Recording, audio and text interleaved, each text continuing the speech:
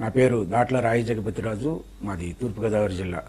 నేను 2001లో pyramid spiritual societies మూమెంట్లోకి డాక్టర్ న్యూటన్ గారి ద్వారా రావడం జరిగింది. మరి ఈ పిరమిడ్ స్పిరిచువల్ సొసైటీలో నిజమైన ఆధ్యాత్మిక అనేక రహస్యాలు, అనేక విషయాలు నేను నేర్చుకుంటూ ఉన్నాను. ముఖ్యంగా పత్రిజీ ఒక పెద్ద లైబ్రరీ. వారితో గడిపే భాగ్యం నాకు చాలా ఎక్కువగా లభించింది. ముఖ్యంగా 2003 ఆ ప్రాంతంలో తూర్పుగోదావరి జిల్లాలో అనేక సందర్భాల్లో పత్రిజీతో చాలా సన్నిహితంగా అనేక సందేహాలు తీర్చుకునే అవకాశం నాకు వచ్చింది. అలాగే పత్రిజీ స్ట్రైట్గా, సరళంగా, చాలా అద్భుతంగా సత్యాలని తెలియజేస్తారు. మరి ఎన్నో సందేహాలు ఎప్పుడూ వస్తూనే ఉన్నాయి. ఈ మధ్యన నాకెప్పుడు నన్ను నేను ఎగ్జామిన్ చేసుకుంటున్నప్పుడు అసలు నేను ఎన్లైటన్మెంట్ అంటే ఏంటి, ఇంకా పూర్తిగా ఎలా నన్ను నేను తెలుసుకోవాలి, అనేక సందేహాలు వచ్చినాయి. మరి పత్రిజీ, మీకు నా నమస్కారాలు. నేను ఎప్పటి నుంచో అన్నీ తెలుసు అనుకుంటా, చాలా విషయాలు తెలుసు అనుకుంటానే నేను అలా ఉండలేకపోతా ఉన్నాను. నాలో నిజంగా అన్నీ ఉన్నాయి. కోపము, ఈర్ష్య, అసూయ, ద్వేషం లాంటి ఆ బలహీనతల నుంచి నేను ఇంకా పూర్తిగా బయటపడలేదు అనేది నాకు అనేక సందర్భాల్లో అనిపిస్తూ ఉంది. ఇది తప్పు అని తెలుసు, ఇలా ఉండకూడదని తెలుసు, కానీ నాలో అవన్నీ ఉన్నట్టుగానే అనిపిస్తూ ఉంది. ఎలా నేను పూర్తి ఎన్లైటన్ కావాలి? ఇంక నేనేం చేయాలి?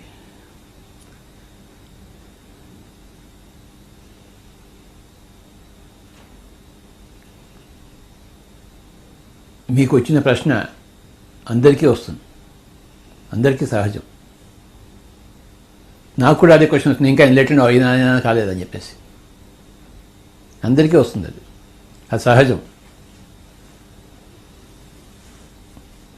ఎందుకంటే మనం ఏ సమాజంలో పుట్టి పెరిగామో,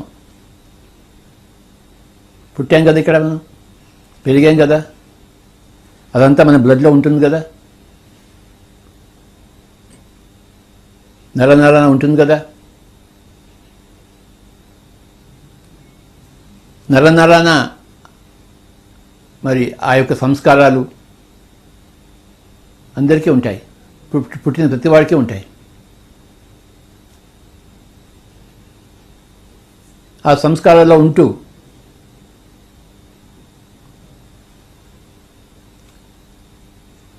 ఆ యొక్క ప్రాపంచికతల్లో ఉంటూ ఇదిలాడుతున్న వాళ్ళమే మనం అందరం. దాని యొక్క ఎఫెక్ట్ ఎప్పుడు మన మీద ఎప్పుడు ఉంటుంది. మీరు ఎంత ఎన్లైటెండ్ అయినా కూడా. కనుక మీకు ఎప్పుడు అలాంటి అనుమానాలు రావడం చాలా సహజం.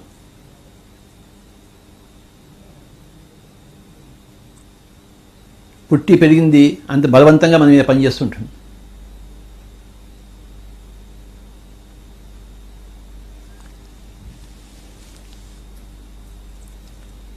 ఆ పెరిగిన వాతావరణం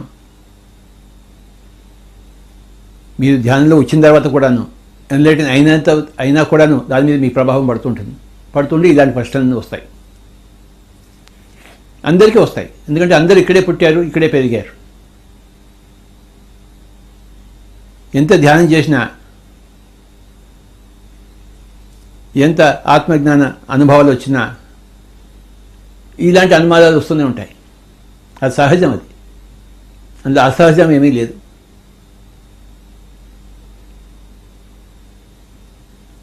నేను సరిగ్గా ఉన్నానా లేదా అని ఎప్పుడు ప్రశ్న వస్తుంటుంది.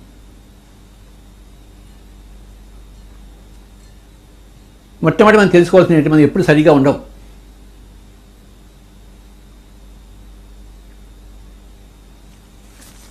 నిన్నటికన్నా ఇవాళ బాగా ఉన్నామో లేదో ఉంటే చాలా, అది చాలు మనకి.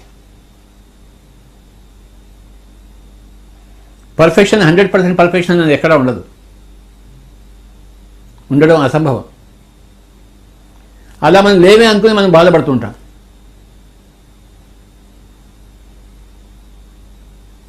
అర్థమైందా? పర్ఫెక్షన్ అనేది ఎప్పటికీ గగన కుసుమమే, అందరిని ద్రాక్ష పండే.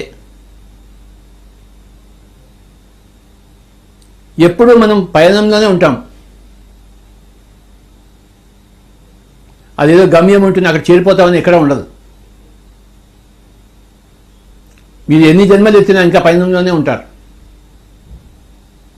ఎంత ధ్యానం చేసినా ఇంకా పయనంలోనే ఉంటారు. ఆ ద్రాక్ష పండు నోట్లోకి రాదు. ఆ ఆకాశ పువ్వు, ఆకాశ కుసుమం మీ ఒళ్ళో వచ్చి పడదు. అది ఎప్పుడు అక్కడ అలానే ఉంటుంది. మనం ఆ పయనం చేస్తూనే ఉంటాం.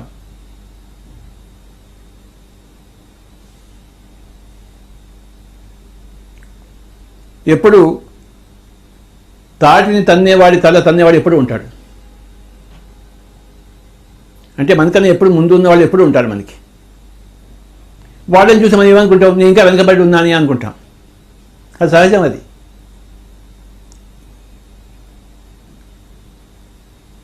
అన్నిటికన్నా ఉత్తమమైనది ఏంటంటే నిన్నటికన్నా ఇవాళ మనం బాగా ఉన్నామని చూసుకుంటే చాలు. మనం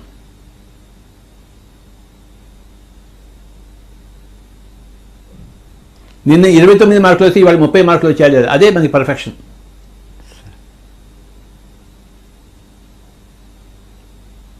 మీరు ధ్యానంలో రాకముందు కన్నా ధ్యానంలో వచ్చినది మీరు బాగా ఉన్నారా లేదా? చాలా. అదే చాలు సార్. మీరు అక్కడే ఆగిపోవాలి. ధ్యానంలో రాకముందు కన్నా ధ్యానంలో వచ్చిన తర్వాత మీరు ఏం చేంజెస్ వచ్చాయి మీరే చెప్పండి. నేను వెజిటేరియన్ అవడమే గొప్ప చేంజ్ అనుకుంటాను సార్. అంతకుముందు నేను నాకు ఇది ఎంతమంది చెప్పినా అర్థం కాలేదు. ఇంకా అదొక పాయింట్. ఇంకా తర్వాత ఎన్నో ఆధ్యాత్మిక గ్రంథాలు మీ ద్వారా పరిచయం అయినాయి. అది రెండవది. ఇంకోటి తర్వాత నిరంతరం ఆ ధ్యాన సాధన వల్ల అనేక మంది స్నేహితులు కలిశారు. ముఖ్యమైన ప్రయోజనం, ఈ సొసైటీలో ఎంతోమంది పెద్ద కుటుంబం ఉంది, ఎంతోమంది స్నేహితులు ఉన్నారు, అందరి దగ్గర నుంచి ఎన్నో నేర్చుకుంటున్నాం. చెప్పలేనన్ని ఎన్నో ఆనందాలు. అలాగే ఒక గొప్ప రెస్పాన్సిబిలిటీస్ ఎన్నో తీసుకోగలిగాం. సమాజంలో మనం చేయవలసింది ముఖ్యంగా ఈ ధ్యాన ప్రచారం అనేయండి, అహింస ధర్మ ప్రచారం అనేయండి, ర్యాలీలు కానివ్వండి, ఆశ్రమాలు నెలకొల్పడం. ఇంకా ప్రస్తుతానికి అంతే కదా సార్.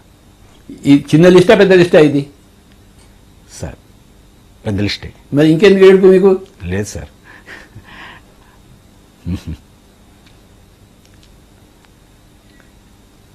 అంటే ఎన్లైట్మెంట్ 2 కొమ్ములు వస్తాయి ఏంటి? కొమ్ములు రావు, ఉన్న కొమ్ములు కరిగిపోతాయి. అది మాత్రం జరిగింది సార్. మరి అదే ఎన్లైట్మెంట్ అంటే. కొమ్ములు మాత్రం పోయినాయి.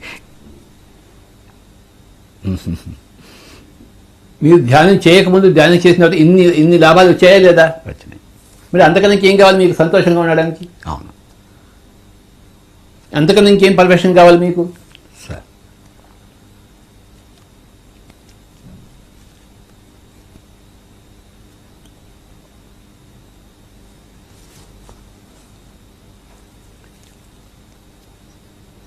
అంతకుముందు మాంసం తినేవాళ్ళు మీరు, ఇప్పుడు శాకాహారంలోకి వచ్చారు.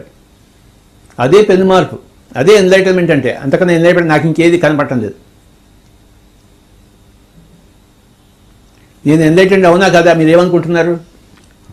200% హైలీ ఎన్లైటెండ్ గురువు దొరికారు అనేదే మా పూర్తి విశ్వాసం.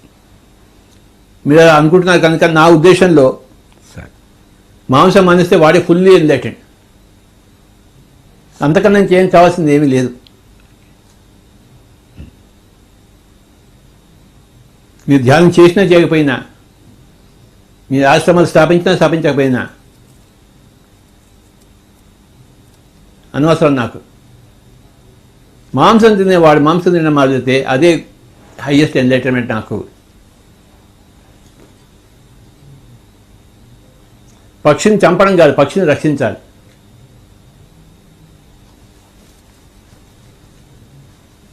బుద్ధుడు రాకుమారుడుగా ఉన్నప్పుడు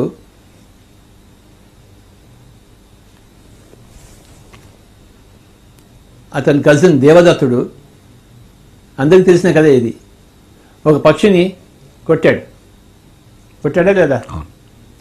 ఆ పక్షి గిరిగిర కొట్టుకుంటూ వచ్చి కింద పడింది. ఆ దేవదత్తుడు పోయి ఆ పక్షిని తీసుకోవడానికి వెళ్ళాడు. బుద్ధుడు పరిగెత్తుకెళ్ళి పక్షిని తాను పట్టుకుని ఆ బాణం తీసేసి దాన్ని రక్షించాడు. దేవదత్తుడు ఏమన్నాడు? ఇది నేను కొట్టాను, ఇది నా పక్షి అన్నాడు. బుద్ధుడు ఏం చెప్పాడు? ఇది నేను రక్షించాను, ఇది నా పక్షి అన్నాడు. పక్షి ఎవరికి చెందుతుంది? బుద్ధుడికే చెందుతుంది. కానీ దేవదత్తుడు నేను కొట్టాను, ఇది పై నుంచి నేను కష్టపడి కింద తీసుకొచ్చాను, అది నాది అన్నాడు. ఇద్దరికి కొట్లాట జరిగింది. వాళ్ళు కోర్టుకు వెళ్ళారు. అక్కడ జడ్జి కూర్చున్నాడు. ఇద్దరి వాదనలు విన్నాడు. విన్న తర్వాత అడిగాడు, ఆ పక్షి బతికుందా చచ్చిందా అని చెప్పేసి. ఒకవేళ చచ్చిపోయింటే అది దేవదత్తుడిది, బతుకుంటే బుద్ధుడిది అని చెప్పాడు. అది ఇంకా బతికే ఉంది. అది ఇదంతా ఎప్పుడు ఇది బుద్ధుడు ఇంకా అప్పటికి ధ్యానంలో కూడా రాలేదు. రాకుమారుడు ధ్యానంలోకి రాలేదు అబ్బాయి. ఆ తర్వాత ఇంకెప్పుడో పరంపరగా వచ్చాడు. ధ్యానంలో రాకముందే ఆయన అలాంటి మనిషి. ఆయన పక్షిని రక్షించేవాడు, పక్షిని భక్షించేవాడు కాదు.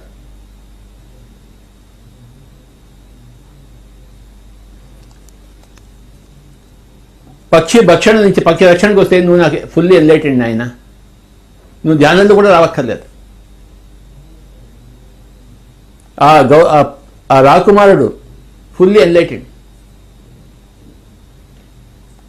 ఆ అబ్బాయికి నిర్వాణం అంటే తెలియదు, ధ్యానం అంటే తెలియదు, మూడో కాలం అంటే తెలియదు, గత జన్మలు తెలియదు, వచ్చే జన్మలు తెలియదు. ఏమైనా తెలుసా అప్పటికి? ఆ రాకుమారుడికి ఏమీ తెలియదు. కానీ ఒక్కడికి తెలుసు, పక్షి భక్షణ కోసం లేదు, రక్షణ కోసం ఉందని చెప్పేసి. That is enough for me. దేవదత్తుడిలా కాకుండా ఆ రాకుమారుడైన సిద్ధార్థుడిలా ఉంటే అది నాకు 10 లక్షలు 10 కోట్లు. ఆ తర్వాత కదా నాకు అనవసరం.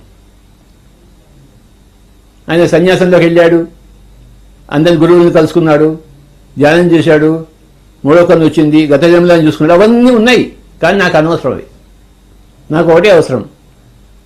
ఆ దేవదత్తుడు పక్షిని చంపాడు, కొట్టాడు, బుద్ధుడు రక్షించాడు.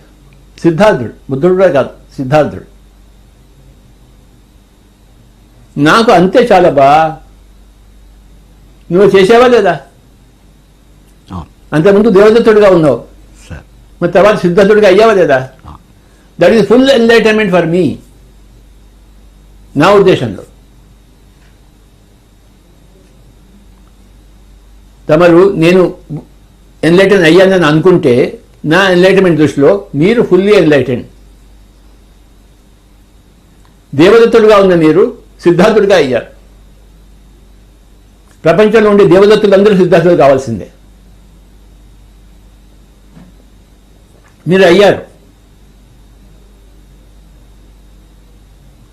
మీకు మూడో కన్ను ఉందో లేదా, మీ గద్దెమని చూసుకున్నారా లేదా, పైలో కన్ను తిరిగారా లేదా, ఆశ్రయం అవన్నీ నాకు అనవసరం.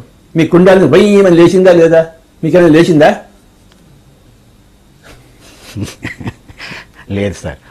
చాలా మందికి లేచింది, భయమని లేచింది. మీకు ఎప్పుడు భయమని అనలేదా? భయం అనలేదు కాబట్టి అడుగుతున్నాను సార్. ఏంటి అది అవ్వాలా, ఏం చేయాలి? దాని గురించి మర్చిపోండి చెప్తున్నాను కదా. భయమని అనక్కర్లేదు మీకు. నాకు కూడా భయమని అనలేదు సార్. కానీ ఎన్నో పుస్తకాలు చదివాను, అందరికి భయమని పైకి లేచిందని చెప్పేసి, పాముగా రింగ్ వచ్చి పైకి లేచిందని చెప్పేసి నేను చదివాను. ఒక గొప్ప పుస్తకం చదివాను, పండిత్ గోపీకృష్ణ కుండాలి అనే పుస్తకం. ఆయనకి భయమని లేచింది. ఎలా లేచింది? భయమని. నాకు లేవలే, అయితే నేను ఎన్లైటెడ్ కాదా? సార్ నాకు లేవలేదు నాయన. సార్ లోపసాగి తప్ప అంటే బయటకు వచ్చేసి హాస్టల్ ట్రావెల్ అన్నీ చేశాడా లేదా? నువ్వు చేసావా? లేదు. నేను చేశానా? నేను చేయలే. ఆయన పుస్తకం చదివాను, నాకు చాలు. అది నాకు రావక్కర్లేదు.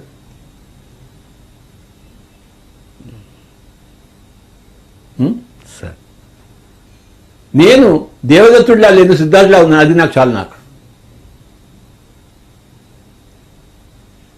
కానీ ఎవరెవరైతే భయమని లేచిన వాళ్ళందరూ పుస్తకాలు చదువుతాను, అందరికీ చేస్తాను. నాయన నువ్వు ధ్యానం చేస్తే నీకు కూడా భయం ఒకటి లేస్తుంది, దాని పేరు కుండాలని అంటారు, అది ఉందయ్యా అని చెప్తాను. నాకు లేదు అది. ఇప్పుడు నువ్వు నార్త్ పోల్ చూసావా లేదా? నార్త్ పోల్, సౌత్ పోల్ చూడలేదు. అవి ఉన్నాయా లేవా? ఉన్నాయి. మరి నువ్వు చూడలేదు కదా, నువ్వు ఎలా నమ్ముతావు? ఎలా నమ్ముతావు? శాస్త్రాలు పెద్దలు చెప్పినవి శాస్త్రాన్ని చూసి నీకేమైనా అనుమానం ఉందా నార్త్ పోల్ ఉందో లేదా అని? లేదు. అవును. ఆ? అలాగే కుండాని కూడా నాకుంది, అనుమానం లేదు. ఎవరైతే ధ్యానం చేస్తే వాడికి అంతే భయం అని లేస్తుంది. అది నేను సరిగ్గా ధ్యానం చేయలేదు, లేదు. కానీ నాకు అది అనవసరము. నాకు ఒకటే అవసరము, ప్రతి దేవదత్తుడు ఒక సిద్ధార్థుడిలా కావాలి, అంతే. That is my view of enlightenment. ఆ వ్యూలో తమరు ఎన్లైటన్మెంట్ అవునా కదా? మరి ఇంకెందుకు మీకు డౌట్స్? సార్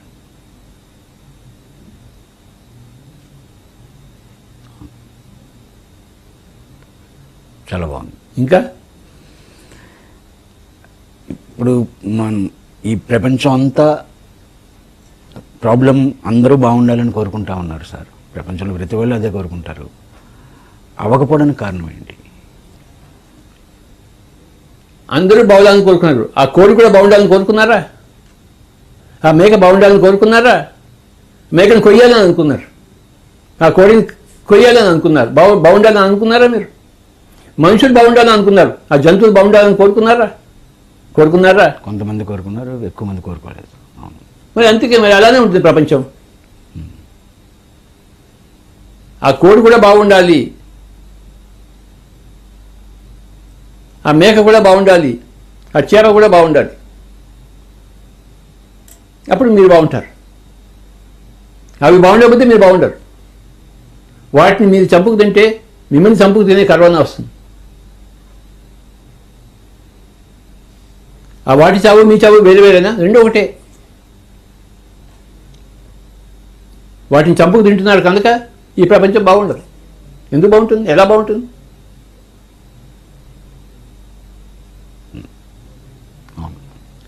అందరూ బాగుండాలనుకున్నారు, మనుషులు బాగుండాలనుకుంటారు, కానీ జంతువులు బాగుండాలని కోరుకునేవాడే బుద్ధుడు. మనుషులు మాత్రం బాగుండాలి, జంతువులు చచ్చిపోయిన బాగుండాలని అనుకునేవాడే దేవదత్తుడు. నాకు దేవదత్తులు వద్దు, నాకు సిద్ధార్థులు కావాలి బాబా. దేవదత్తుడు ఏ మనిషిని చంపలేదు, అంగుళీమాలులా చంపలేదు, కానీ జంతువులను చంపాడా లేదా? మరి అందరూ మనుషులు బాగుండాలి అంతే మటుకే ఉన్నాడు దేవదత్తుడు. అన్ని జంతువులు బాగుండాలి అని అనుకున్నాడు సిద్ధార్థుడు. అది తేడా. మనుషులు కూడా చంపుకుంటుంటే అన్నాడు అంగుళీమాలుడు. అలాంటి అంగుళీమాలుడే ఒకనొక బుద్ధుడిలా తయారయ్యాడు. దేవదత్తుడే చివరిదాకా బుద్ధుడిలా కాలేకపోయాడు. బుద్ధుడితో కొట్లాడాడు, బుద్ధుడిని చంపడానికి చూశాడు చాలాసార్లు. చూశాడా లేదా? కనుక మనుషులందరూ బాగుండాలని అనుకుంటే సరిపోదు బాబా. జంతువులన్నీ బాగుండాలని కోరుకునేవాడే నిజమైన మనిషి. జంతువులను చంపైనా సరే, నరికైనా సరే, మానవుడు బాగా ఉండాలని వాడు రాక్షసుడు. వాడు రాక్షస ప్రవృత్తి. అందుకే ఈ ప్రపంచం ఇలా ఉంది.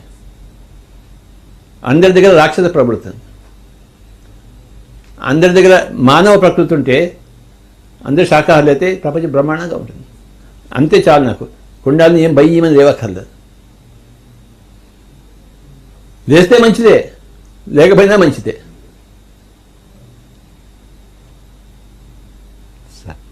అయ్యా, ఇప్పుడు ధ్యానంలో అనేక అనుభవాలు వస్తాయి కదా సార్, వస్తున్నాయి సార్. అది సోర్స్ నుంచి వచ్చిందా, లేకపోతే నా మైండ్ క్రియేట్ చేసుకున్నదా, లేకపోతే నా డాటా, నా మనసు చేసిన అనుభవం అనేది మైండ్ నుంచి రాదు. ఆలోచన అనేది మైండ్ నుంచి వస్తుంది బాబా.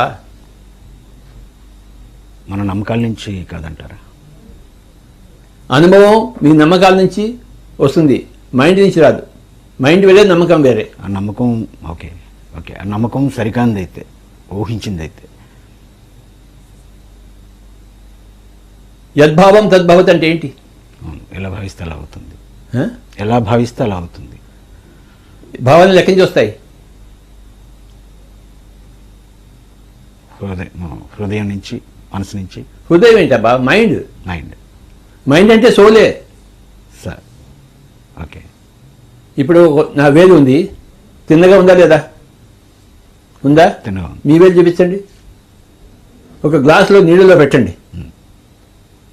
అది వంకరగా తిరుగుతుంది కదా, అవును చూసారు ఎప్పుడైనా? అవును అవును అవును సార్. ఎందుకు తిరుగుతుంది వంకరగా?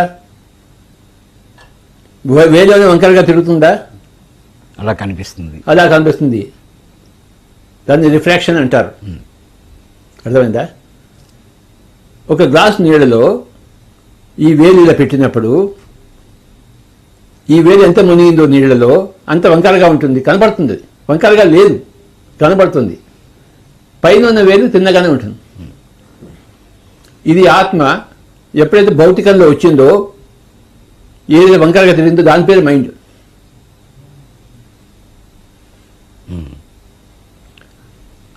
ఒకటే వేలు, అది 2 వేళ్ళు లేవు. సోల్ వేరే మైండ్ వేరే లేదు. సోలే మైండ్. బాడీలో ఉన్నప్పుడు సోల్నే మైండ్ అంటారు.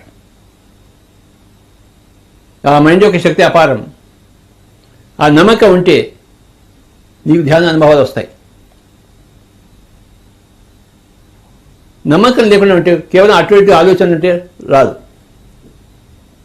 ఆ నమ్మకం అనేది ఆత్మ యొక్క శక్తి.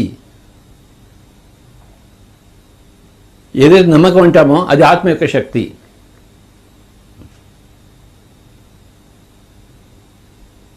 ఆ మనసు అంటామో అది ఆత్మే. అది మనసు అంటే ఆత్మే. మనసు యొక్క శక్తి ఆత్మశక్తే. మనసు యొక్క కోరిక ఆత్మ కోరికే. మనసు వేరే కాదు. ఆ వంకర వేలు వేరేదేమీ లేదు ఇక్కడ. ఏది వంకరగా కాదు అది. కానీ ఆ మీడియంలో అలా వంకరగా కనబడుతుంది. నువ్వు భౌతికలో ఉన్నప్పుడు నీకు ఒక మనసు, ఒక బుద్ధి, ఆత్మ వేరువేరుగా కనబడుతుంది. కానీ అన్నీ ఒకటే వస్తువు. నీళ్ళలో ఉన్నప్పుడు తిరుగుతుంది అది. అది ఇల్యూషన్, భ్రమ. మనసు వేరే, బుద్ధి వేరే, ఆత్మ వేరే, ఇవన్నీ భ్రమలు. అన్నీ ఒకటే వస్తువు ఉంది అక్కడ. కానీ వంకరగా తిరిగింది అది. అది నిజమే. వంకరగా తిరగడం కనబడుతుంది, అంతే నిజమే. వంకరగా తిరగలేదు. ఉన్నది ఒకటే వస్తువు, అది వంకరగా తిరిగినట్టు నీకు కనబడుతుంది. ఆ ఆత్మ యొక్క నమ్మకమే అందరినీ పనిచేస్తుంది. ఆత్మ యొక్క నమ్మకం చాలా ముఖ్యం. ఆలోచన కాదు, మనసు యొక్క ఆలోచన కాదు, ఆత్మ యొక్క నమ్మకం. ఆత్మ మనసు రెండో ఒకటే. యేసు ప్రభు ఏం చెప్పాడు? ఆవగించేంత విశ్వాసం ఉన్నా ప్రపంచాలను, పర్వతాలను సైతం పైకలించగలవు అన్నాడు. కనుక ఆ నమ్మకం అనేది విశ్వాసం, బిలీఫ్. నాకు కరోనా ఏమీ చేయదని వెళ్ళాడు, నీకు ఏమీ చేయదు. ఏమో బయటికి వెళ్తే కరోనా వస్తుంది ఏమని భయపడితే తప్పకుండా వచ్చి కాటేస్తుంది.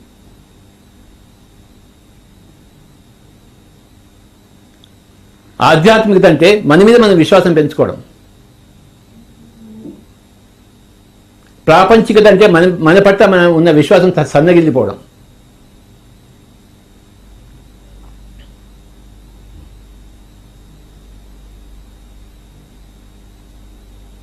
హనుమంతుడు గాల్లో ఎగిరాడే లేదా?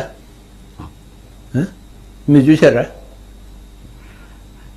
పురాణాల్లో చదివాను సార్. హనుమంతుడిలో ఎగిరిన వాడే మిదారేపా కూడా 1100 సంవత్సరంలో ఆ టిబెట్లో వాళ్ళంతా మిదారేపని గాల్లో అలా తిరుగుతూ చూసేవాళ్ళు. మిదారేప మరి ఆయనే గాల్లో తిరిగినప్పుడు చూసినప్పుడు హనుమంతుడు ఎంత తిరిగాడు? ఎక్కడి నుంచి వచ్చే శక్తి వాళ్ళకి? తమ మీద తమకి నమ్మకం. ఆ హనుమంతుడు కానీ మిదారేపగా కానీ ఆ నమ్మకం వేరే, ఆత్మ యొక్క శక్తి.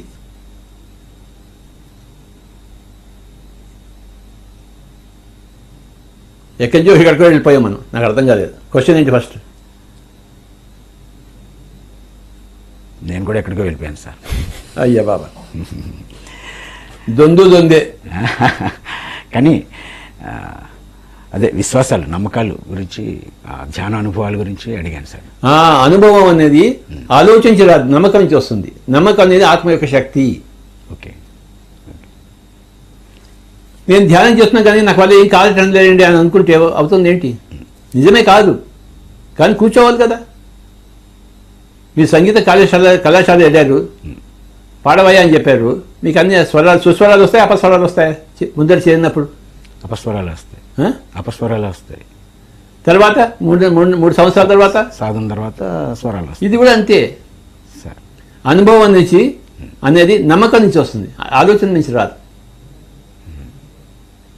ఆలోచనలు మనస్సు ఎలాంటిదో నమ్మకము ఆత్మ అలాంటిది. ఆ నమ్మకం నుంచి సాధన నుంచి అనుభవం వస్తుంది అక్కడికి. కనుక మీ అనుభవము మనసు యొక్క కల్పన కాదు, ఆత్మ యొక్క శక్తి అది.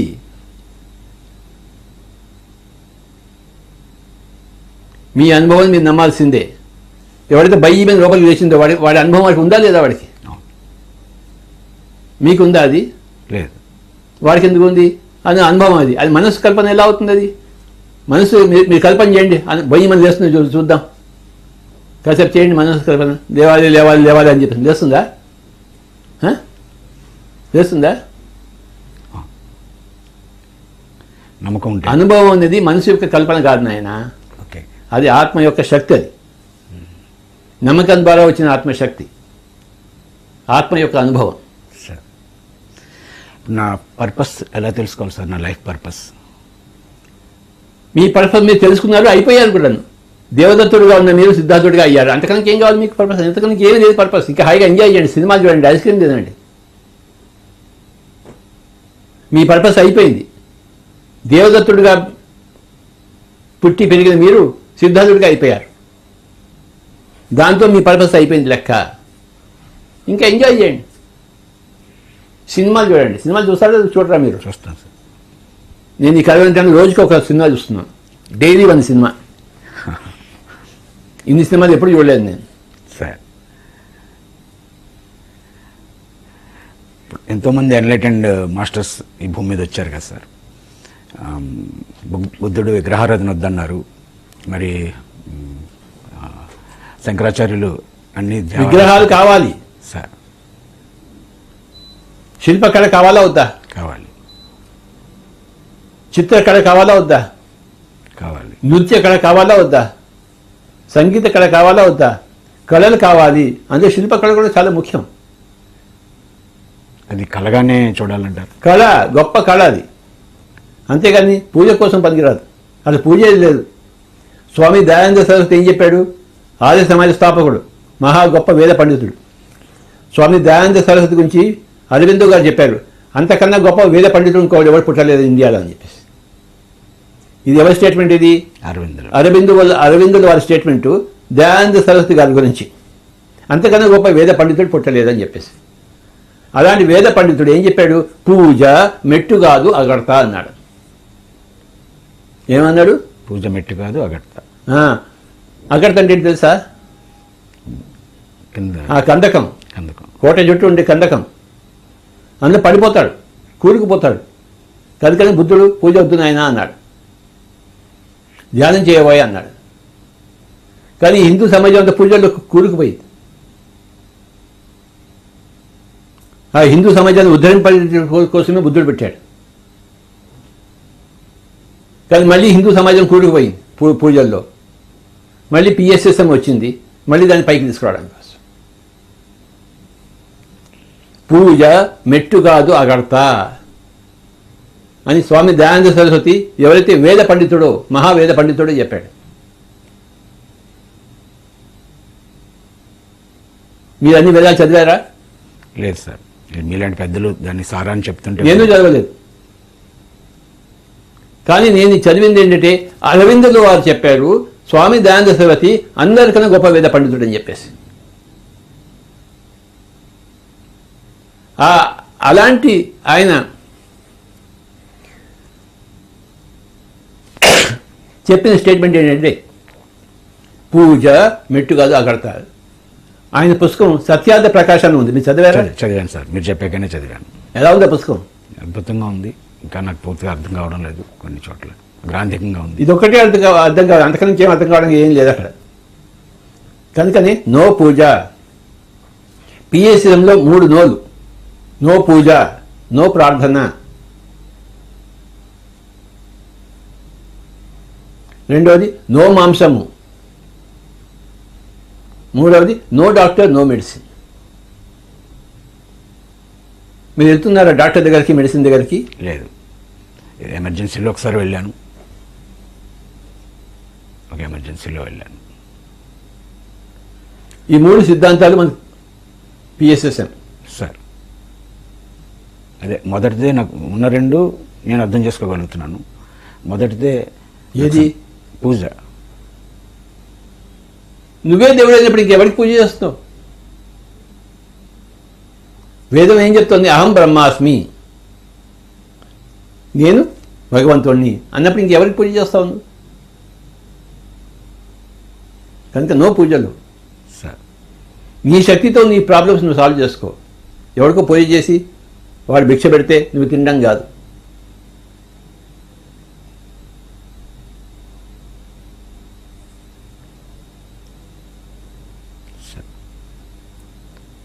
పూజ మెట్టు కాదు అగడతా, ఇంకా లోపలికి ఊరుకుపోతావు. ఇది చెప్తుంటే ఈ హిందువులకి అంత కోపాలు వస్తుంటాయి. వాడికి కోపం వచ్చింది కనుక నువ్వు చెప్పడం మానేస్తావేంటి? సత్యం. నువ్వు మాంసం తినదంటే మాంసం తినేవాళ్ళకి కోపాలు వస్తాయి, రావా?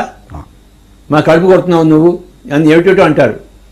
వాళ్ళకి కోపం వస్తుంది కనుక నువ్వు మాట్లాడకుండా ఉంటావా? సత్యం చెప్పాల్సింది. సత్యం చెప్పాల్సిందే. సత్యం ఎప్పుడు చేదుగానే ఉంటుంది. ఎప్పుడు మాంసం తినే వాళ్ళకి నీ మాటలు చేదుగానే ఉంటాయి, పూజలు చేసే వాళ్ళకి నీ మాటలు చేదుగానే ఉంటాయి, డాక్టర్లకి నీ మాటలు చేదుగానే ఉంటాయి. తప్పదు.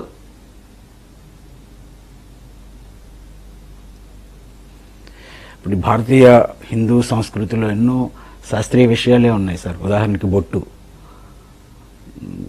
పూర్వపు రోజుల్లో ఎవరైతే ధ్యానం చేసి 3వ కన్ను సంపాదించుకున్నారో వాళ్ళు మటుకు బొట్టు పెట్టుకునేవాళ్ళు, పక్క వాళ్ళకి చెప్పడం కోసం. సార్ నాకు 3వ కన్ను ఉందాయా, నన్ను అడిగి నా సత్యం తెలుసుకోవాలని చెప్పడం కోసం అది ఇండికేషన్ ఉండేది. అందరూ కాదు. ఓకే. అదొక ఇండికేషన్. ఎవరైనా బొట్టు పెట్టుకుంటే ఓహో స్వామీజీ మీకు 3వ కన్ను ఉంది కదా అని మాకు సత్యం చెప్పండి అని చెప్పేవాళ్ళు అనమాట. ఓకే. తర్వాత అందరూ బొట్టు పెట్టుకోవడం మొదలుపెట్టారు. ఎవడు స్వామీజీ ఎవడు కాదో తెలియదు. ఓకే. అచ్చా.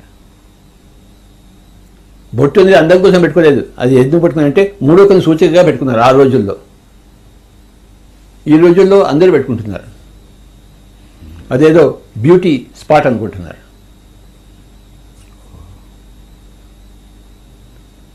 అది బొట్టు యొక్క ఆవిష్కరణ, అలా జరిగింది. సార్ తర్వాత సార్ సత్యం మీలాగా ఎంతోమంది చెప్పడానికి వస్తున్నారు, ఎంతోమంది చెప్తున్నారు. ఒకటి, ఎవరిని అజ్ఞానంలో ఉన్న వాళ్ళకి ఎవరిని అనుసరించాలో తెలియదు. 2, ఇప్పుడు ఈ దశలో మీడియా ఎక్కువ ప్రభావం చేసి ఎవరైతే సత్యం చెప్పడానికి వచ్చారో వాళ్ళ మీద చాలా దారుణమైన దాడి జరుగుతుంది. సామాన్యులందరూ యేసు ప్రభువుని కొట్టలేదా? ముళ్ళు మేకులు పెట్టి. అవును. అందులో అసహజం ఏముంది? మరి సత్యం ఎలా చేరుతుంది సామాన్యుల దగ్గరికి? చేరని చేరకపోని యేసు ప్రభు తన ప్రయత్నం చేశాడా లేదా? ఓకే. చేశాడా లేదా? అవును.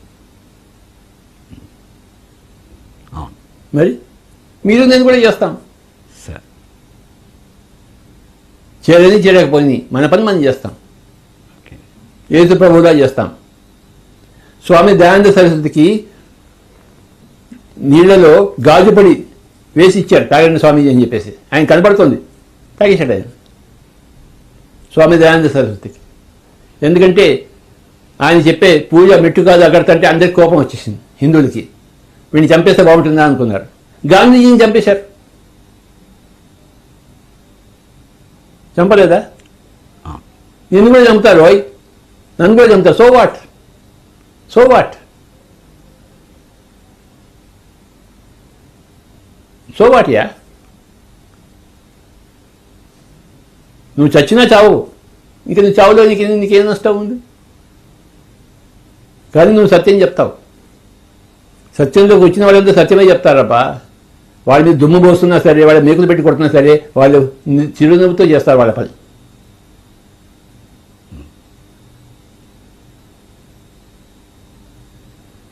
ఈ సమాజం దుమ్మెత్తి పోస్తుంది, ఎందుకు పోయేది?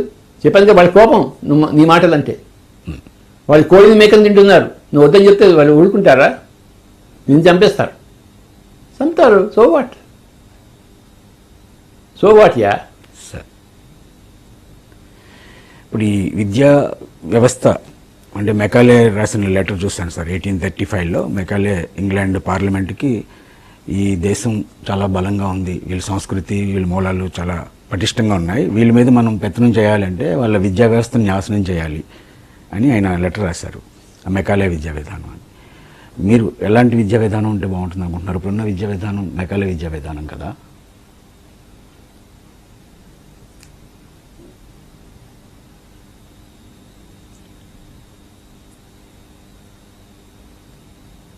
మెకాలే వచ్చి బ్రిటిష్ వాడు వచ్చి భారతదేశం విద్యా విధానం మెరుగుపరిచాడు. ఒక గొప్ప లాంగ్వేజ్ని ఇచ్చాడు, ఇంగ్లీష్ లాంగ్వేజ్ని. ఆ ఇంగ్లీష్ లాంగ్వేజ్ ద్వారా మనకు సైన్స్ అంతా వచ్చింది. సంస్కృతం నుంచి వచ్చింది ఆ సైన్స్. ఏ లాంగ్వేజ్ నుంచి వచ్చింది ఇండియాకి? ఓకే, ఇప్పుడు మోడర్న్ సైన్స్ అనేది. మెకాలే ఎంతో మంచి పని చేశాడు, మంచివన్నీ తీసుకొచ్చాడు, సైన్స్ తీసుకొచ్చాడు. ఈ మూర్ఖులని భారతీయులే తమని వదిలిపెట్టేసి వాళ్ళని పట్టుకున్నారు, అంతేకాని తమని వదిలిపెట్టకుండా వాళ్ళని పట్టుకోవాల్సింది. అది మెకాలే తప్పేమీ చేయలేదు. బ్రిటిష్ వాడు ఏం తప్పేం చేయలేదు. చక్కటి వెస్టర్న్ సంస్కృతిని ఇచ్చాడు. మనం మన భారతీయ సంస్కృతిని వదిలిపెట్టుకోకుండా వాళ్ళ సంస్కృతిని పట్టుకోవాలి మనం. ఇది వదిలిపెట్టే వాళ్ళ సంస్కృతి మన మూర్ఖత.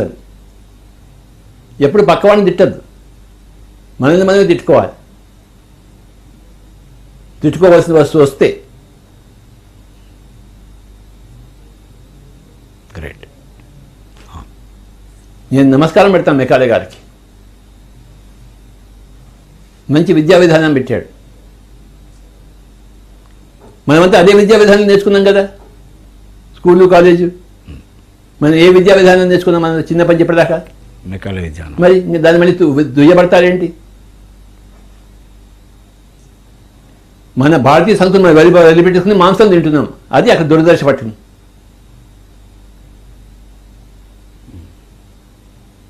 గాంధీజీ లండన్కి వెళ్ళినా కూడా మాంసాలు తినలేదు. మన వాళ్ళు ఇక్కడే కూర్చుని మాంసాలు తింటున్నారు, మీరే తిన్నారు మాంసాలు. అది దుర్దశ, అంతేకాని మెకాలే దుర్దశ కాదు.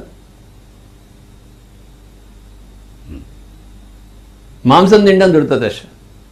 భారతదేశంలో పుట్టి భారత సంస్కృతి మనిషిపోయి మాంసం తింటున్నారు, అది దుర్దశ. మెకాలే దుర్దశ ఎందుకు అవుతుంది? సైన్స్ దుర్దశ, కెమిస్ట్రీ దుర్దశ, బాటనీ దుర్దశ, ఏది దుర్దశ? ఈ సైన్స్ వేదాల నుంచి కూడా ఉంది కదా సార్, ఏ సైన్స్ అయితే ఉంది. మరి ఎక్కడ ఉంది? మరి అక్కడి నుంచి తీసుకొచ్చాం కదా మనం. వేదాలు ఉంటే మరి ఇక్కడ ఎందుకు లేదు? ఇక్కడ అంతా ఎప్పుడు వేదాలు అంటే మరి ఎందుకు లేదు? అదంతా వేదాల్లో రామాయణ పుష్పక విమానం, మరి ఎక్కడ పోయింది ఆ పుష్పక విమానం? ఇప్పుడు మరి విమానాన్ని వస్తున్నాను లేదా? ఆ పుష్పక విమానాన్ని వీడు తీసుకొచ్చారా లేదా? ఇండియా తీసుకొచ్చిందా, అమెరికా తీసుకొచ్చిందా? మరి అప్పుడు పుష్పక విమానం ఎక్కడ పోయింది? మరి ఎందుకు పోగొట్టుకున్నారు? ఎలా పోగొట్టుకున్నారు చెప్పండి. మన ఫాల్టే, మన సంస్కృతిని, మన దానికి మళ్ళీ వాళ్ళ రైట్ బ్రదర్స్ వాళ్ళని చేసి తీసుకొచ్చారంటే గొప్ప విషయమే కదా. మళ్ళీ ఇప్పుడు ఏరోప్లేన్లు తిరుగుతున్నామా లేదా? వేదం వల్ల తిరిగామా? ఇప్పుడు సైన్స్ వల్ల తిరిగామా? ఆ సైన్స్కి నా యొక్క జేజేడు. ప్రతి ఊళ్ళోనూ పుష్పక విమానాలు వస్తున్నాయి. విమానం తిరుగుతుంది, పోతుంది, విమానం తిరుగుతుంది, అందరికీ పుష్పక విమానాలే.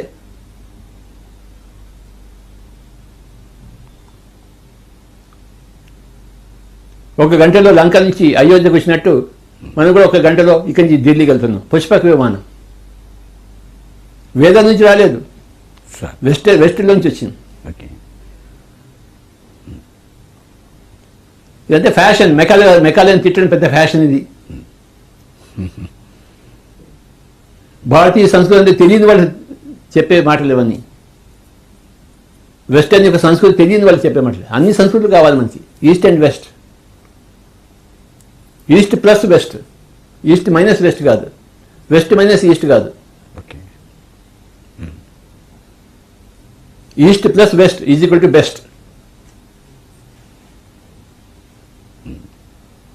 ఈస్ట్లో ఉన్నదంతా నేర్చుకోవాలి, వెస్ట్లో ఉన్నదంతా నేర్చుకోవాలి. ఈస్ట్లో సరైన ఆధ్యాత్మికత ఉంది, ఇక్కడ సరైన సైన్స్ ఉంది. ఇక్కడ రెండు కలిపి నేర్చుకుంటే వాడు బెస్ట్ అవుతాడు. కేవలం వెస్ట్ ఉన్నా వాడు బెస్ట్ కాదు, కేవలం ఈస్ట్ ఉన్నా వాడు బెస్ట్ కాదు. West plus east equal to best. ఇది నా యొక్క ఫార్ములా. అదే PSSM.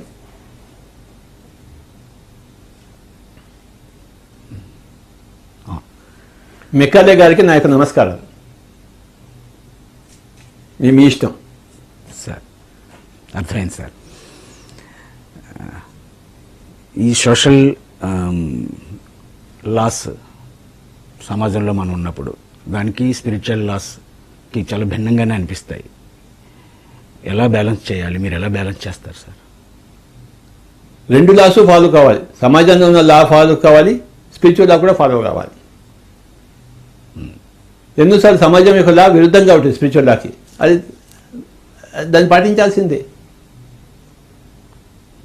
ఇప్పుడు రోడ్ని డ్రైవ్ చేస్తున్నావు, లెఫ్ట్ సైడ్ చేస్తావా రైట్ సైడ్ చేస్తావా? నువ్వు లెఫ్ట్ సైడ్ నుంచి లెఫ్ట్. నేను ఎన్లైటెండ్ అని చెప్పేసి రైట్ హ్యాండ్ చేస్తే ఏమవుతుంది?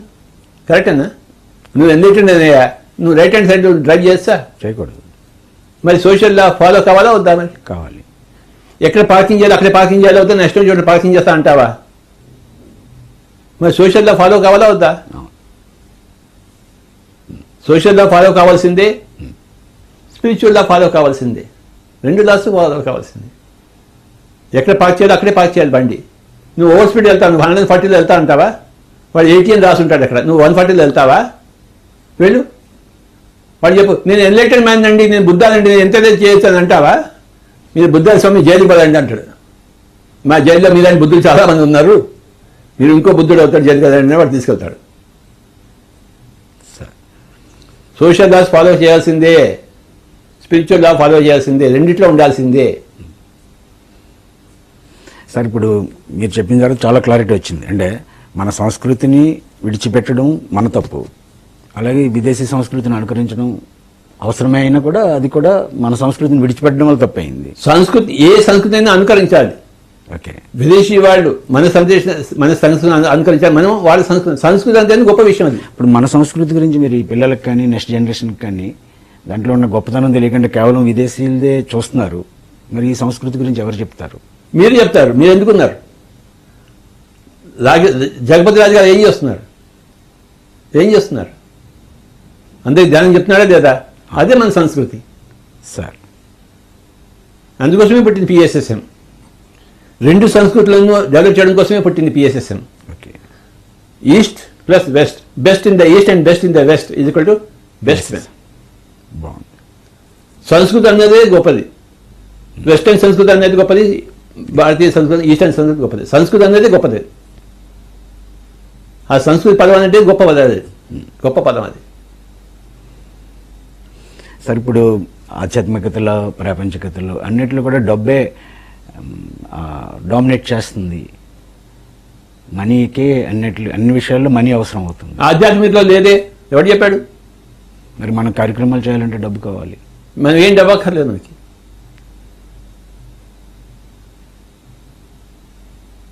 సార్ అదే మీరు ఎలా ఉంటున్నారో నాకు ఇప్పటికే అది ఒక పెద్ద మిరాక్యులస్గానే ఉంటుంది. మేము షేక్ అవుతున్నాం. నిత్యం మాకు ఆ ఘర్షణ నాకు నిరంతరం ఎదురు. మనసులోంచి డబ్బు అనేది పోవాలి. యేసు ప్రభు ఏం చెప్పాడు తెలుసా? ఒక ఒంటె ఒక సూర్యుడు బెజ్జల నుంచి పోవచ్చేమో కానీ ఒక ధనికుడు దేవుని రాజ్యంలో ప్రవేశింపజాలడు అని చెప్పాడు. మరి ఇంకా మీరు ఎక్కడున్నారు? మీరు డబ్బు గురించి మాట్లాడుతున్నారు.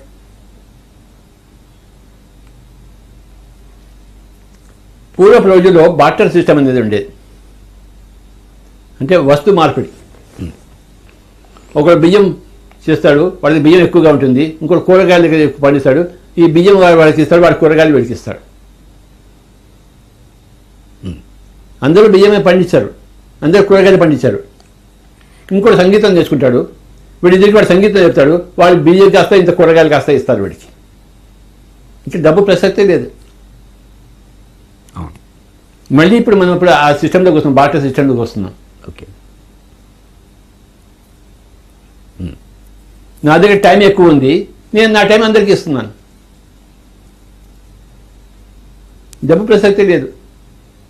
నీ దగ్గర ఏదుంటే అది నాకు ఇస్తావు, నీ దగ్గర కూరగాయలు నాకు కూరగాయలు ఇస్తావు, నాకేం కాదు కూరగాయలు వండుకుని తినాలి, అంతే కదా. నేను డబ్బులు ఉన్న వండుకుని తింటాడేంటి? Barter system.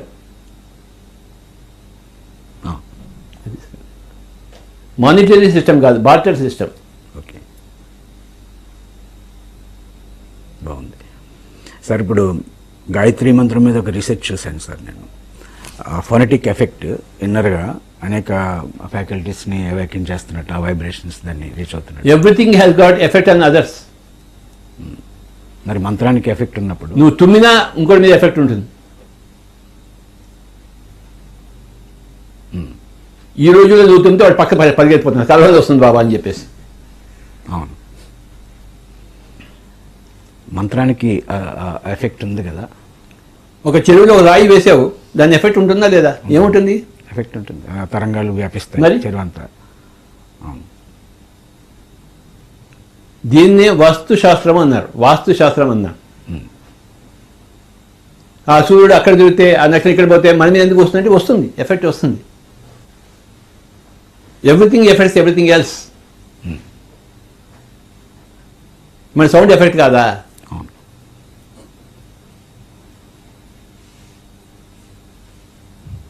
శాస్త్రం ఉంది. ఘోరమైన సౌండ్ పెట్టుకో, నువ్వు మెడిటేషన్ చేస్తావా? చేయలేం. మంచి సంగీతం పెట్టుకో, వైలెన్ సంగీతం, మెడిటేషన్ చేస్తావా? మరి ఎందుకు చేస్తావా అలా? Sound effect. Sound effect of the sound. అవును. ఒకనొక మంత్రం అంటే అది వర్డ్స్తో కూడుకున్న సౌండ్. ఓం భూర్భువ శుభ తత్ సవితుర్వరేణ్యం భర్గో దేవస్య ధీమహి ధియో యో నః ప్రచోదయాత్. ప్రతి పదానికి అర్థం ఉందా లేదా? ఉంది. నువ్వు కాఫీ అన్నావు అనుకో, పక్కవాడు ఏం తీసుకొస్తాడు? కాఫీ వేస్తాడు. టీ తీసుకొస్తాడా? వాడిని ఏది ప్రభావితం చేసింది? నా మాట. నువ్వు అనకపోతే వాడు అక్కడే ఉంటాడు, నువ్వు ఇక్కడే ఉంటావు. నాకు మంచినీళ్ళు కావాలి, ఎవరైనా తీసుకొస్తారా? చూడు ఈ పదానికి అర్థం, ఎఫెక్ట్ చూడు. మంచినీళ్ళు.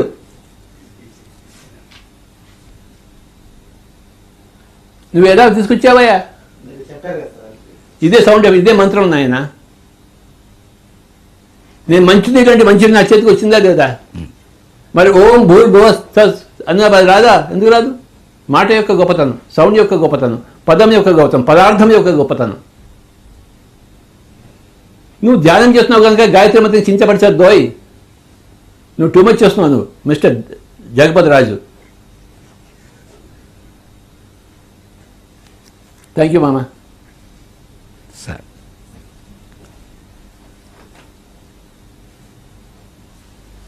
మూడు ఉన్నాయి. ఏమిటిన్నాయి చెప్పు? 3 ఉన్నాయి. ఏమిటివి?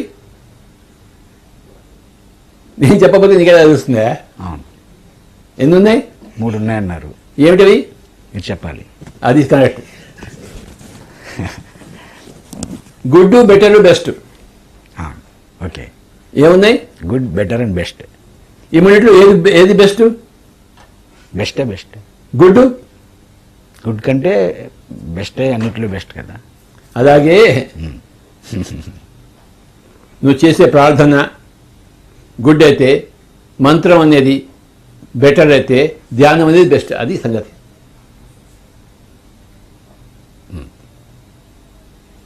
బ్యాడ్లో ఉన్నవాడు గుడ్లోకి రావాలి, గుడ్లో ఉన్నవాడు బెటర్లో పోవాలి, బెటర్లో ఉన్న బెస్ట్ పోతాడు. సహజమే అది. నువ్వు బెటర్ పోయాక గుడ్ కాకుండా పోతుందా? బ్యాడ్గా ఉన్నవాడికి గుడ్ కావాలి, బెటర్గా ఉన్నవాడు ఇంకా బెస్ట్ కూడా పోవాలి. ఆనాపానసతి వచ్చినవాడు బెస్ట్ బాబా. గుడ్, బెటర్, బెస్ట్లో నువ్వు బెస్ట్ కనుక అది బెటర్ కాకుండా పోతుందా? అది గుడ్ కాకుండా పోతుందా?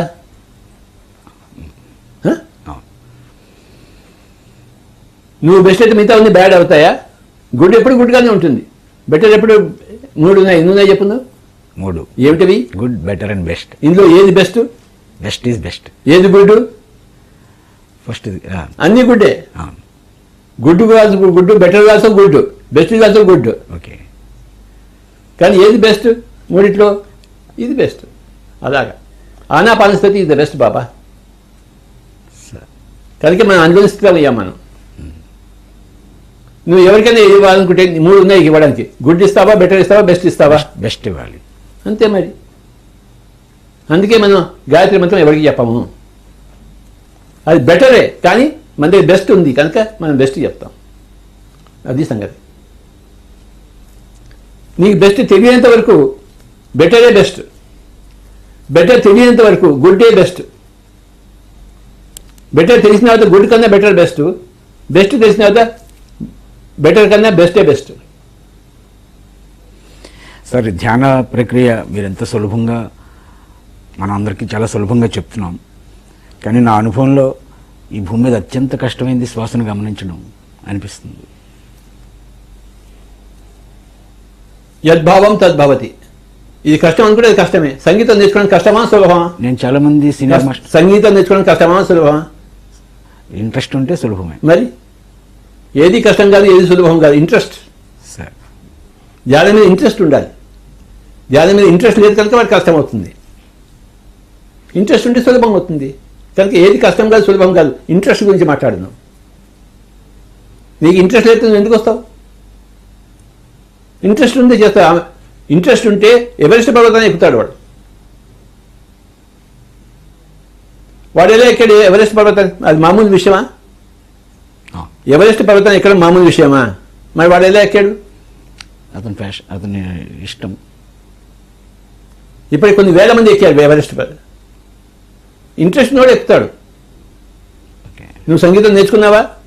లేదు. ఎందుకు నేర్చుకోలేదు? ఇంట్రెస్ట్ ఉన్నా నీకు లేదు, అసలు ఇంట్రెస్ట్ లేదా నీకు? రెండో ఇంట్రెస్ట్ సాధన మీద కంటే. అది ఈజీగా ఉంది కదా సార్ నేర్చుకునే కంటే. Correct sir. నేను 6 కిలోమీటర్లు సైకిల్ తొక్కుతూ వెళ్ళేవాడిని హైదరాబాద్ నుంచి సికింద్రాబాద్కి సంగీతం నేర్చుకోవడానికి. సంగీతం నేర్చుకోవడం కోసం సార్ నేర్చుకున్నాను. ఇంట్రెస్ట్ ఉండి నేర్చుకున్నాను. కనుక అది సులభమా కష్టమా అని కాదు, రాంగ్. అది ఇంట్రెస్ట్ ఉందా లేదా అది పాయింట్. సార్, ఇప్పుడు మీకు ఈ జ్ఞానం అంతా గత జన్మ సంస్కారాల వల్ల లేకపోతే ఈ జన్మలో సాధన వల్ల మీ గురువు వల్ల వచ్చిందా? ప్రతి మనిషికి కూడాను ఏదైనా వచ్చినా అది 99% గత జన్మ నుంచి వస్తుంది, 1% వర్తమాన జన్మ నుంచి వస్తుంది. 99+1 అది ఫార్ములా ఫర్ ఎవ్రీబడి. మీకు, నాకు, ప్రతి ఒక్కరికి. జన్మ సంస్కారాలు 99 గత జన్మ నుంచి వస్తుంది, 1 ఈ జన్మ నుంచి వస్తుంది. ఈ జన్మలో పురుష ప్రయత్నం. That is the formula for everybody. Sir, మీరు ఇంత కరుణామూర్తి కదా. నేను కోపం అనుకున్నవాడిని నాకు తర్వాత మీరు కొద్దిగా అర్థమైన తర్వాత మీకు ఎంతో కరుణ ఉండబట్టే ఈ అన్ని జీవులు కాపాడబడాలని మీరు ఒక పెద్ద ఉద్యమాన్ని నడుపుతున్నారు. మేమందరం అందులో భాగస్థలం అయ్యాం. ఇంత కరుణున్న మీరు ఏదైనా డౌట్ అడిగితే ఎందుకు మీరు అంటే ఈరోజు నన్ను బాగానే చూశారు, తిట్టలేదు. తిట్టలేదా? తిట్టలేదు. అయితే తిట్టొద్దు, ఇప్పుడు కూడా తిట్టొద్దు దయచేసి. మీరు ఏదైనా ప్రశ్న అడిగితే నేను రాజమండ్రిలో చూశాను సార్. ఒక మీటింగ్ అయింది మందే.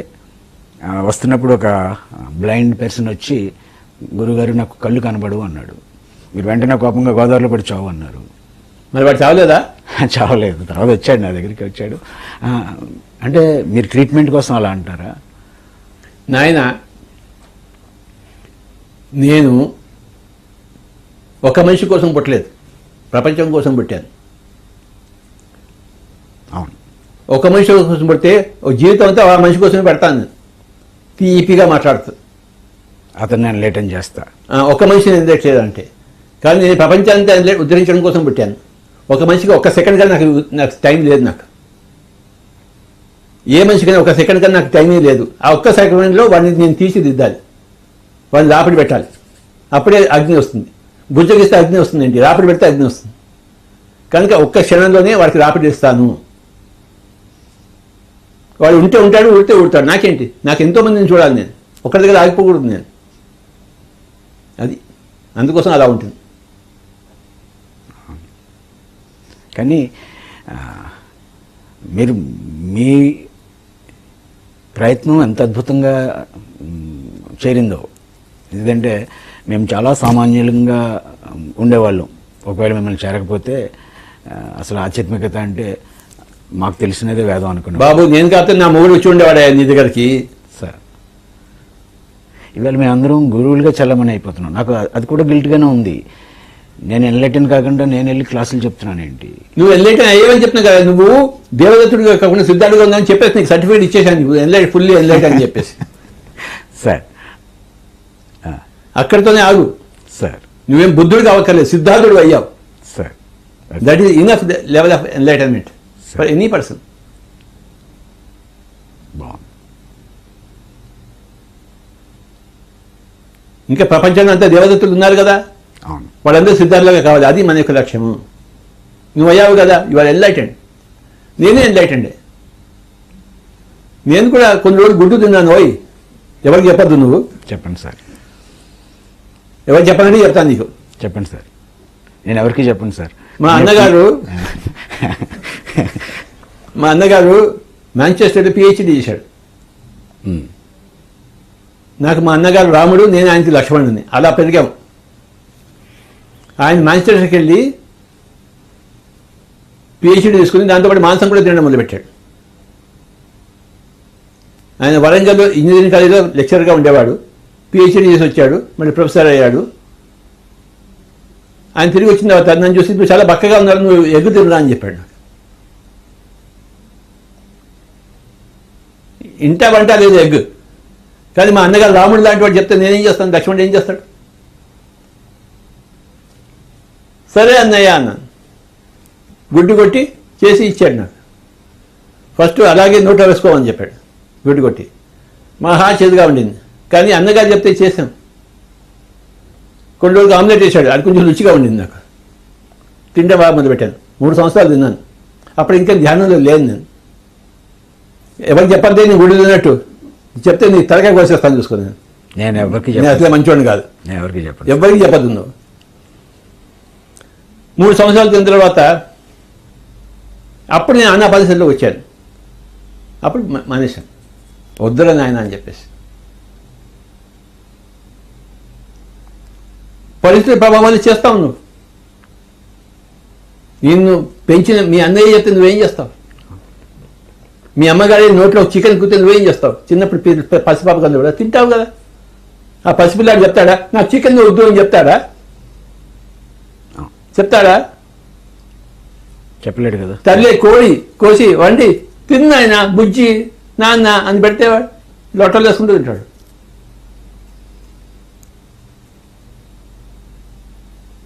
సో నేను కూడాను పాపాలు చేశాను. ఆయన గుడి తిన్నాను.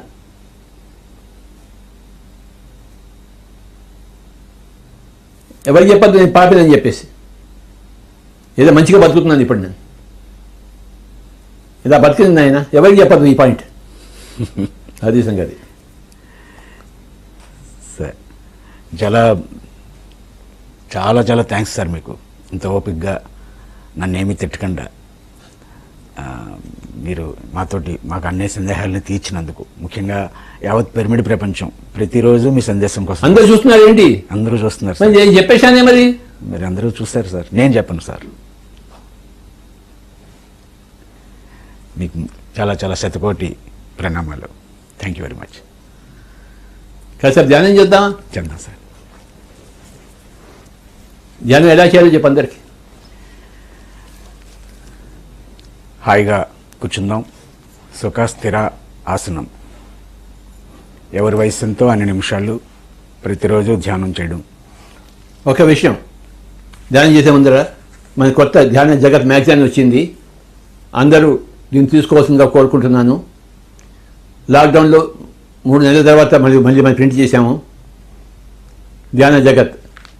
ఈవిడ అక్క మహాదేవి, గొప్ప మాస్టర్. ఈవిడ కర్ణాటకకు చెందిన మాస్టరు అక్క మహాదేవి. ఇది మన పిరమిడ్, కడతాల్ పిరమిడ్, కైలాసపుర పిరమిడ్. ఈ మ్యాగజైన్ అందరూ తీసుకోవాల్సిందిగా కోరుకుంటున్నాను. చాలా గొప్ప మ్యాగజైను. ఇంకా ఏప్రిల్ మే ఇష్యూస్ కూడాను ఇంకో 10 రోజుల్లో అవి కూడా ప్రింట్ అవుతున్నాయి. అవి కూడా అందరికీ చేరుతాయి. ఇది PSSM మాస్టర్స్ అందరికీ ఈ యొక్క సందేశం. వెంటనే మీ కాపీని మీరు తెప్పించుకోండి.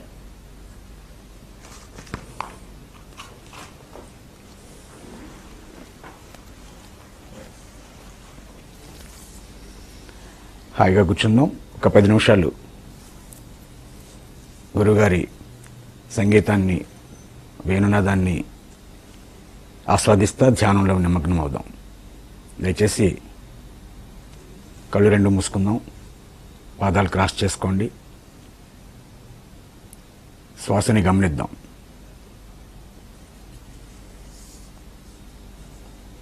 సహజమైన శ్వాసని గమనించడమే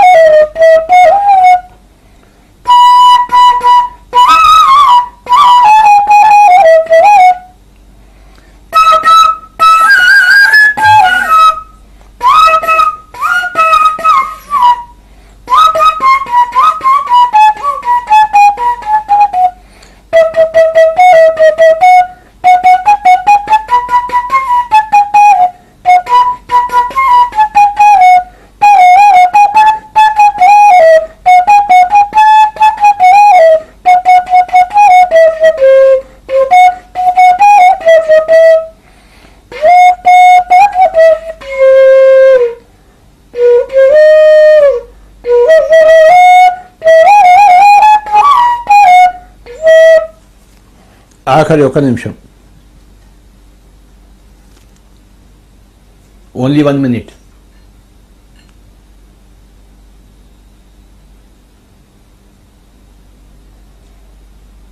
ఒకానొక దేవదత్తుడు ఒకానొక సిద్ధుడుగా కావడానికి శాకాహారము, ఒకానొక సిద్ధార్థుడు ఒక బుద్ధుడిగా కావడానికి ఆనాపానసతి. మొట్టమొదటిగా దేవదత్తుడు సిద్ధార్థుడుగా అవ్వాలి,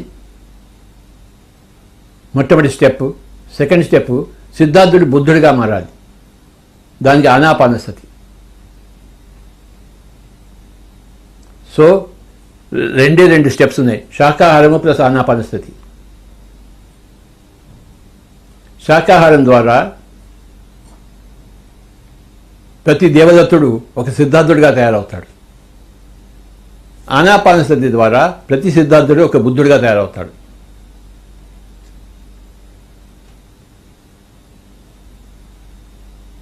ఆఖరి 30 సెకండ్లు శ్వాస మీద ధ్యాస, ఆనాపానసతి, సుఖమయ ప్రాణాయామం.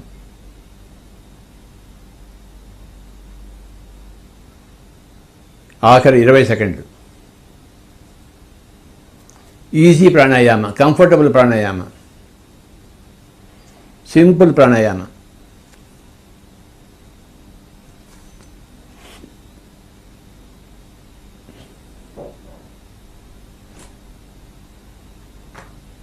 దేవదత్తుడు ప్లస్ శాకాహారం ఈజ్కొల్టు సిద్ధార్థుడు, సిద్ధార్థుడు ప్లస్ ఆనాపానసతి ఈజ్కొల్టు బుద్ధుడు. ఈ 2 ఫార్ములాస్.